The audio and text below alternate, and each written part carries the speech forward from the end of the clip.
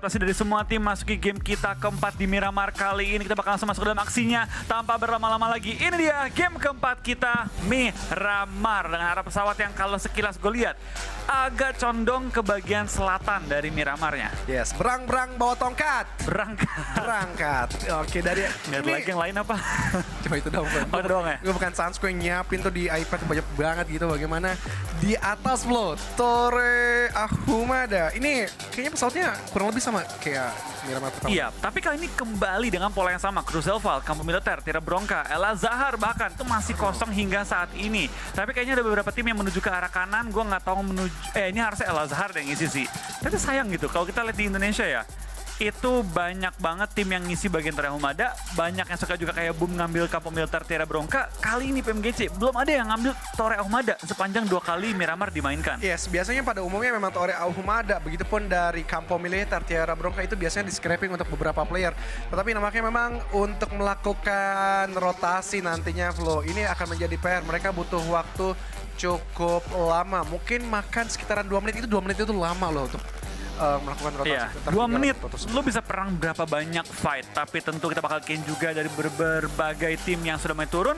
Power Grid kembali diisi oleh tim SE. Tapi kali ini tidak ada DE ya?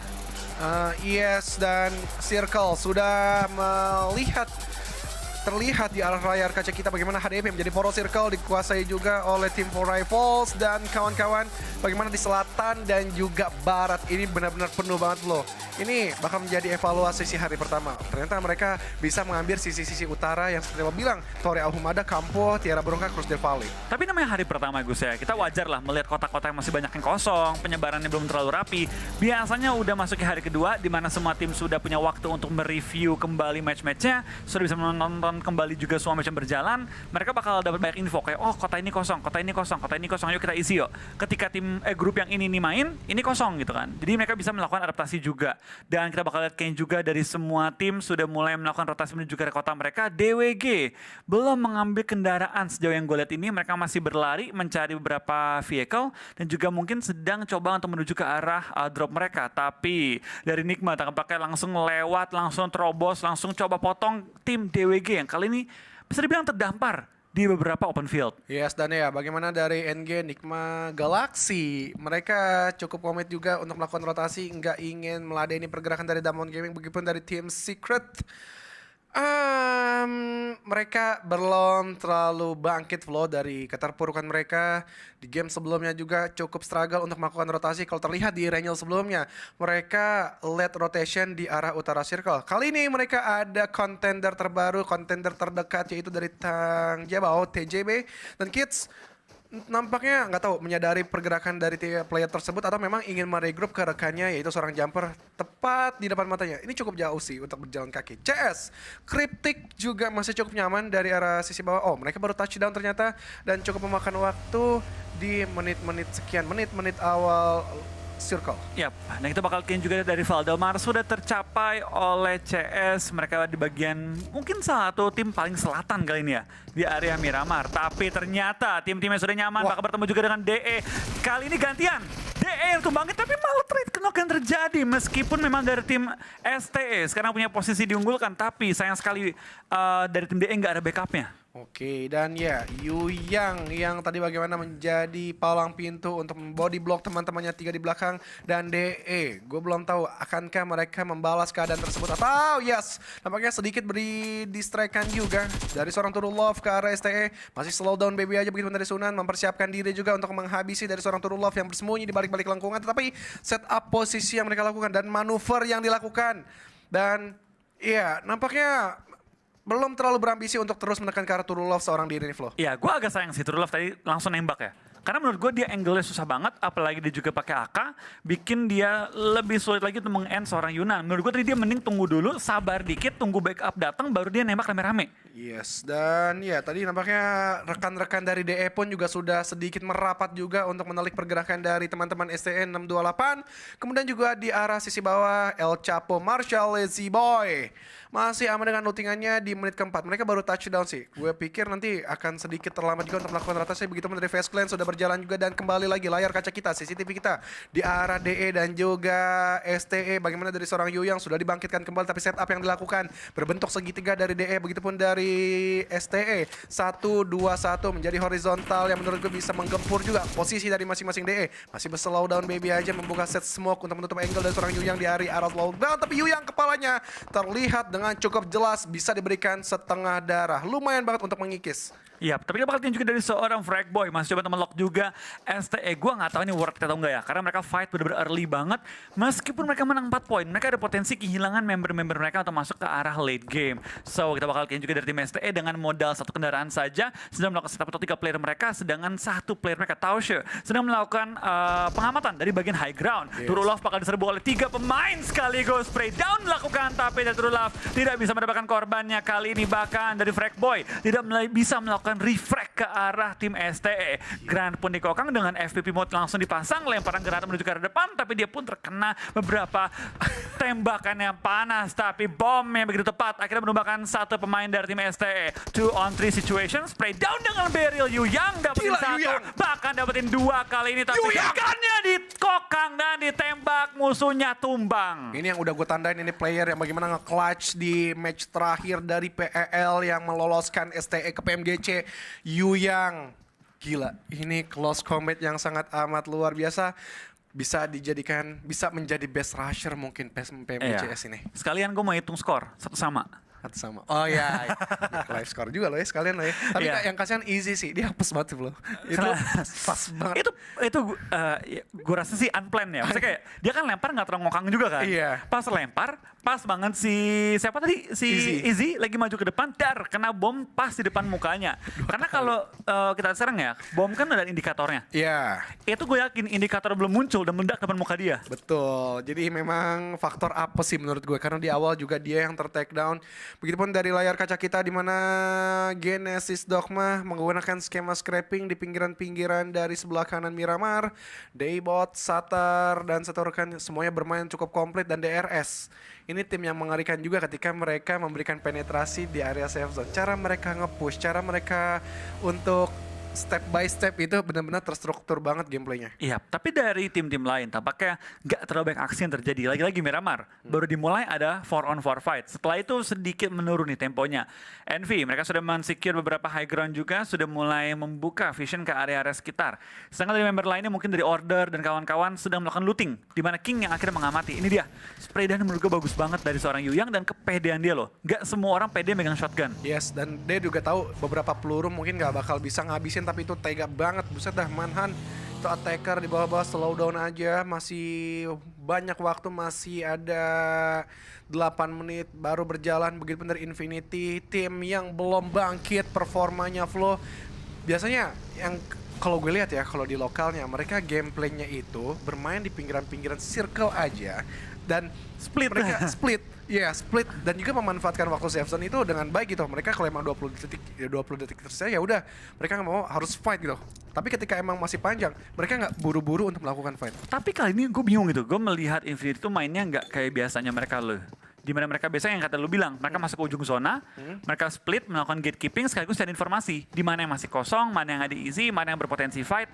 Tapi kali ini gue Infinity banyak kayak stick together, berempat tabrakan satu compoundnya diisi, mereka ya langsung dipulangkan karena lobby ya. Tengah mereka maju malah keburu ke pick off sama tim-tim lain. Nah, gue nggak tahu, mungkin dari mereka juga sedang mencari tempo terbaik dan sekarang mungkin bakal mulai melakukan adaptasi mereka. Tapi tentu gue berharap kayaknya dari tim-tim saya juga bisa melakukan hal yang terbaik, terutama dari tim-tim Indonesia bisa memberikan hasil yang terbaik juga di beberapa game kali ini. Yes. GD kembali tampil kali ini di Miramar, sudah mulai terpantau juga keluar dari area kota mereka, mengambil pinggir-pinggir zona, dan dengan zona mental seperti ini biasanya memang bagian utara kosong karena kan tadi nggak ada yang turun di bagian utara. Yes. GD kalau sudah membaca pola harusnya nyadar kalau tim itu para ke tengah.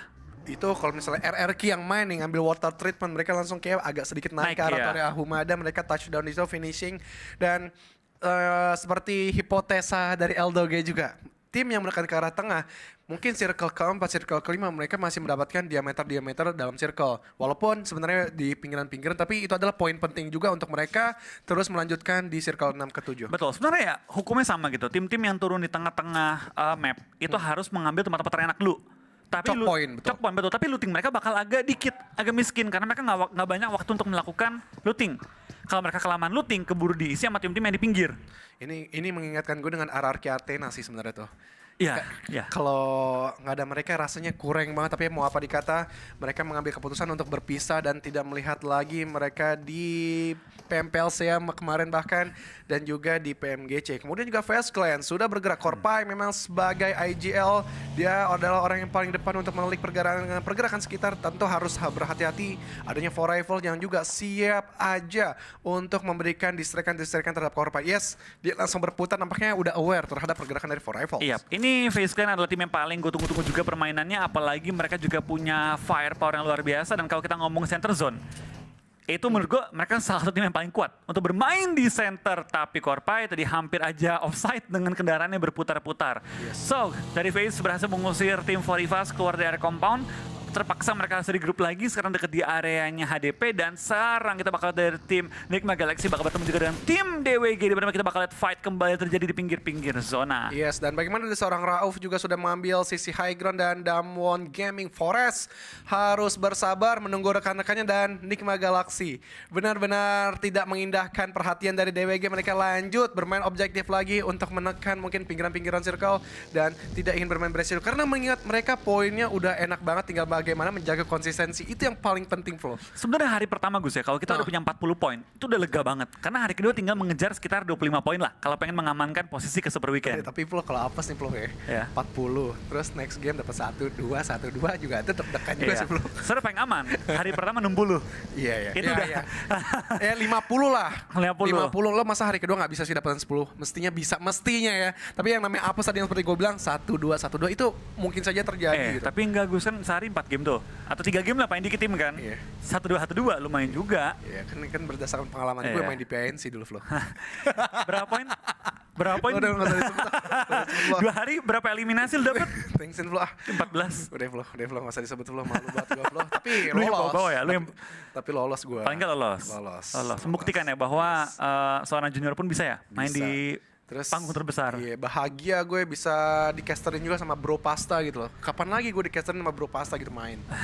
Luar biasa. Sekarang jadi teman baik. Bahkan Bro Pasta bentar lagi akan menjadi bapak gitu, calon bapak. Bagaimana dari Nigma Galaxy? Sudah terpantau juga mereka ketika tadi meninggalkan Damwon Gaming, nampaknya jodoh memang tidak akan kemana, Flo. Masih menjadi kontender terdekat mereka, dan Circle ngebanting ke arah sebelah kanan yang dimana lingkungan di sekitaran El Azhar sebenarnya banyak sih untuk jadi choke point nih, Flo. Iya, tapi satu hal yang gue senangin dalam mental gini adalah GD. Harusnya mereka enak karena tadi mereka mengitari sisi kanan. Dan terlihat sekarang mereka juga mulai masuk dari area Cruz del Val. Ada beberapa high ground dapat di-secure. Kalau mereka bisa ambil posisi ini dan set up dengan rapi, mereka punya tempat yang aman mungkin sampai circle ketiga nanti ya. Oke, let's go guys. GD obatnya, Indo Pride-nya di spam langsung aja. Jangan kendor, jangan kasih lengah. Didukung terus juga pemain-pemainnya DM, guys, semangat. Tapi Tony K, sang bocil kematian tadi menculik dari Ipul yang bukan Jamil tapi dari For Rival. Mereka masih melanjutkan perjalanannya, tidak terlalu mengindahkan pergerakan dari FaZe Clan. Iya, betul, kita bakal lihat juga dari Tony K. Sekarang ke knockout, ada Mr. Five yang langsung datang untuk membantu. Tapi lihat, ada tim Secret yang sudah mulai melakukan setup juga dan menjaga posisinya. Tapi Vintores dengan aim yang begitu keras menumbangkan 2 pemain dari tim Secret. Tinggal 2 yang masih aktif. Fredo menahan pergerakan dari Vintores. Lemparan granat dilontarkan juga, saling melempar granat. Tapi Fredo yang terkena peluru panasnya, dan Korpai is here to refract Fredo yang sekarang harus terpulangkan ke arah lobby. Vintores dengan menyisakan 1 lawan lagi, kali ini tampil cukup pede. Mr. Five sudah melakukan revive juga terhadap seorang Tony K. Dan bakal langsung maju ke depan. Jumper terkena peluru panas membawa dia ke half health kali ini. Tim Secret dalam posisi yang sangat tidak enak kali ini. Iya, dengan membawa bandage 14, kebalik mestinya first aid yang 14. Tapi nggak apa-apa, dari Jumper dia juga cukup struggle. Depan ada FaZe Clan, belakang ada STE. Dia benar-benar harus bagaimana, tapi naik ke puncak gunung tinggi-tinggi sekali. Dari STE pun pakai bakal mengamankan bibir circle dari barat. Dan mereka belum memantau pergerakan dari FaZe Clan. Tapi adanya tembakan-tembakan yang dilontarkan ke arah dari tim Secret. Jumper selesai nampaknya tim Secret. Oh enggak, masih ada satu lagi. Jumper masih ada. Atau ada delay, Flo? Ada delay kah? Kan masih 15 tim, harusnya kan udah 14. Oh iya. Oke. Dan tadi gue pikir tapi Mr. Wow. Five. Yuyang. Yang ditandain. Gue udah tandain nih orang nih Yuyang keras amat. Ini mengerikan dari ST. Serius ST. Dia Maju. bakalan coba maju ketika mendapatkan satu player. Apalagi cara ngedobrak mereka. 2 di kiri, 2 di kanan. Nampaknya untuk membatasi pergerakan-pergerakan dari Fast Clan. Iya, 2 sisi, 2 sudut kali ini kita bakal lihat dari pergerakan tim SZSTE, Yuyang dan kawan-kawan. Tapi lihat temponya nggak dapat, mereka timingnya nggak dapat nih, agak sedikit kelamaan dan nggak ada knock lagi tambahan meskipun Vintores low. Kalau dari Vintores ke knock, itu opening untuk mereka maju lagi. Yes, dan ya bagaimana mereka sekarang udah nge-regroup lagi. Tapi Sunan tetap mengambil sisi high ground. Dan Yuyang, gila dia sang rasa. Tapi Vintores terketahui posisinya dibalik-balik Jerami dan Tausi. Tapi Yuyang, gila Yuyang, Diputerin. serot banget diputer-puter satu Fred Granat. Belum berhasil men-take down dari seorang Tausi dan Longs. Di take down dengan Viden, dengan Karkirkurnya. Tapi Tausi masih sedikit mereset karena Fast Clan mereka menjaga defensive area mereka dengan hebat. Gila Tapi split yang dilakukan. ini ST luar biasa sih, PD-nya mereka kelihatan banget, dari mereka juga bermain agresif juga luar biasa. Tapi sayang ketika mereka melakukan knock ke arah tim Face tadi, dari Vintores nggak bisa di-refract. Kalau Vintores ke knock out, itu opening untuk tim STE. Dan STE tahu, zona mental ini udah nggak worth it. Tapi lagi rotasi, Yuyang ternyata kena headshot oleh tim Nigma Galaxy dan langsung ter-knock out sementara waktu ini. Dari Face, setelah mereka melakukan reset, sekarang punya sedikit waktu untuk bernafas. 25 detik sampai zona bergerak. Ini ngomongin Nigma kayak Aerowolf juga sih PMPLC. Mereka ketika circle mengerucut langsung aja masuk ke dalam circle, tapi mereka langsung aja diserang oleh Tausi yang berhasil lagi dengan satu Fred Granat. Bahkan ada kokangan selanjutnya dari seorang Lord mengarah ke Izzy, nampaknya belum terlalu on point, masih jauh dari harapan Frag dan Lord sedikit demi sedikit, tapi belum menjadi bukit karena EZ sedikit memundurkan dirinya untuk menjaga space dengan cukup jauh menunggu teman-temannya untuk mengcover. Tapi Frag dan Lord bakalan ngegunting dari sebelah kanan, jendela kecil pun bisa dihantapkan dan spray down dilakukan, belum berhasil men-take down dari seorang Izzy dan dengan FPP mode yang dilakukan bahkan Lord yang memenangkan floor. Lagi-lagi Lord meng-carry timnya kali ini, dan sekarang dari seorang Sunan bertahan seorang diri, hanya bermodalkan smoke. Depannya ada DRS, belakangnya ada Nigma Galaxy. Dari seorang Sunan hanya bisa kabur kali ini.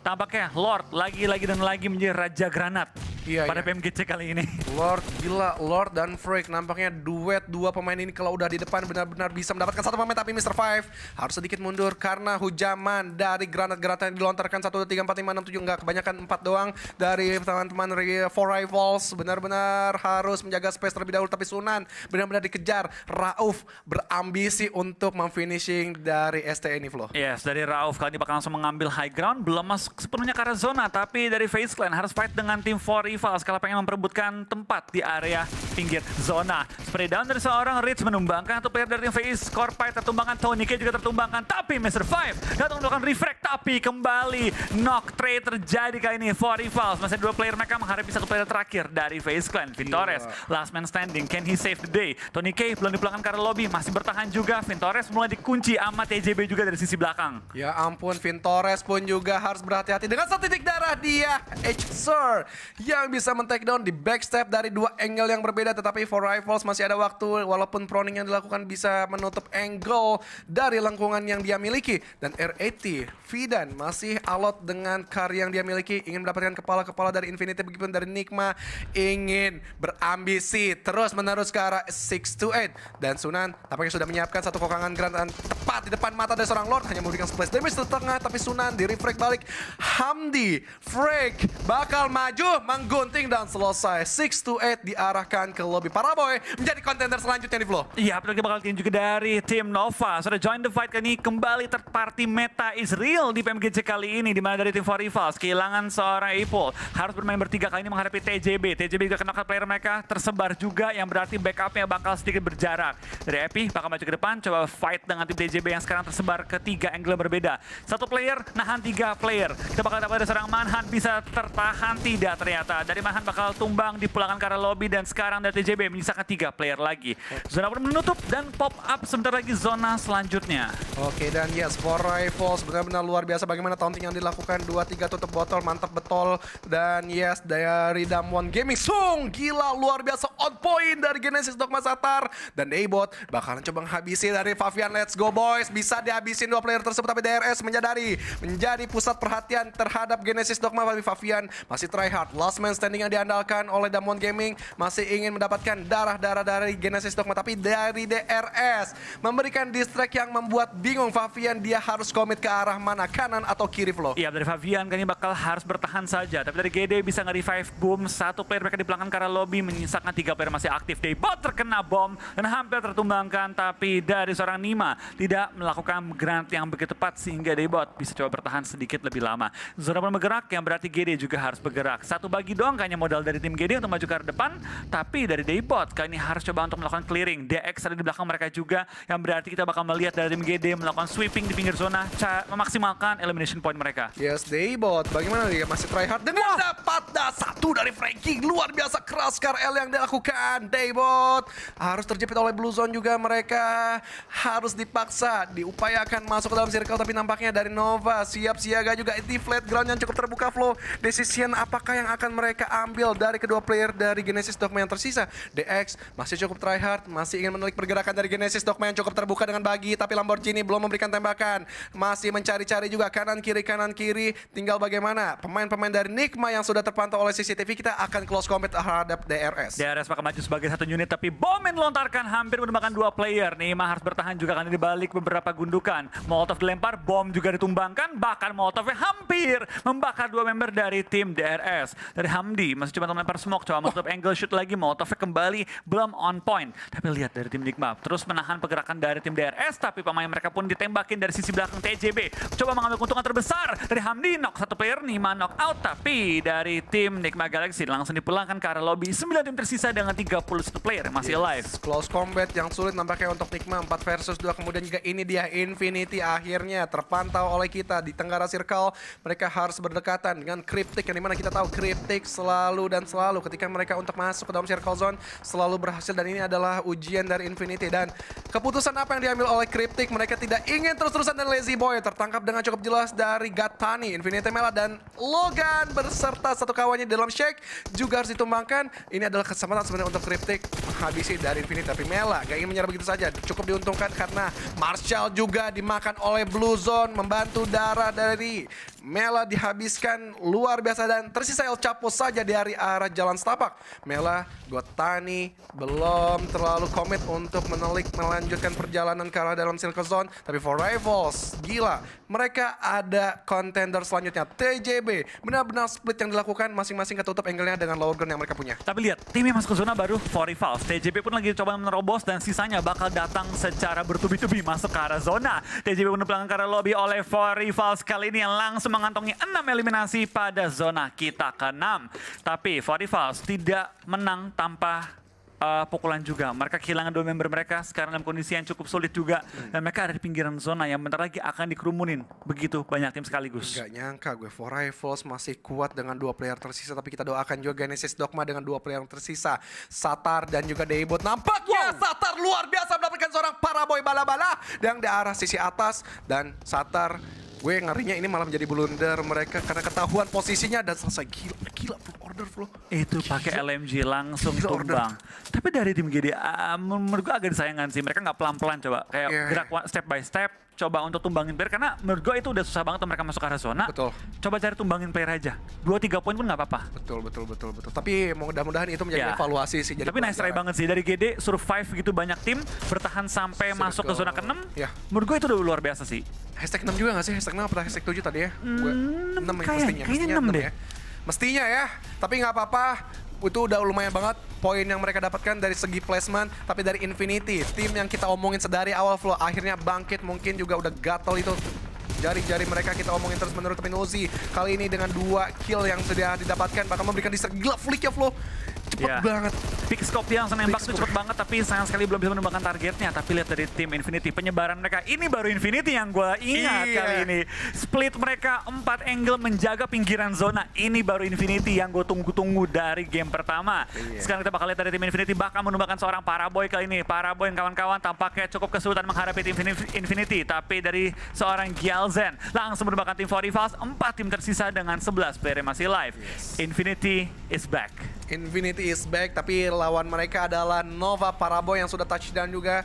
tepat di depan mata mereka, dan split yang mereka lakukan nampaknya membagi dua angle yang berbeda, Nova dan juga DRS, dan Order tertangkap oleh Gatani, di mana Logan pun nampaknya bakal memberikan follow up juga, dan bahkan mereka memberikan penetrasi juga dengan satu molotov yang dilemparkan oleh Gatani, tapi Frankie dari sebelah kanan memberikan distraction juga. Harus sedikit berhati-hati Frankie, dan masih ada, nggak ada gue pikir ada first aid dan bandage, nggak bisa bertahan nampaknya. Selesai di hashtag 4 untuk The Xavier, dan ini bakal menjadi seru sih, Infinity versus Nova. Yes, 4-on-4 situation, tapi jangan lupakan masih ada DRS yang mengambil pinggir zona. Kalau kita perhatikan sekarang, dan Infinity zonanya tepat di depan mata mereka. Sekarang PR mereka adalah nggak boleh sampai ke knock. Nuzi split dari timnya kali ini 3-1 yang dilakukan.